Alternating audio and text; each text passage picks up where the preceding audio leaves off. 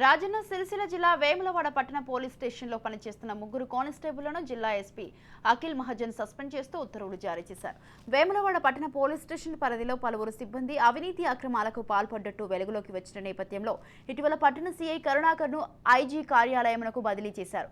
సీఐతో పాటు మరో 11 మంది కానిస్టేబుళ్లను జిల్లా ఎస్పీ కార్యాలయానికి అటాచ్ చేశారు. ఇసుక అక్రమ రవాణా మహాశివరాత్రి సందర్భంగా బెల్లం దుకాణాల వద్ద ముడుపులు తీసుకోవడం, పోలీస్ స్టేషన్కు అవసరాల కోసం వచ్చిన వారి వద్ద లంచం డిమాండ్ చేయడం వంటి ఆరోపణల నేపథ్యంలో పోలీస్ సిబ్బందిపై సస్పెన్షన్ వేటు పడినట్లు తెలుస్తోంది.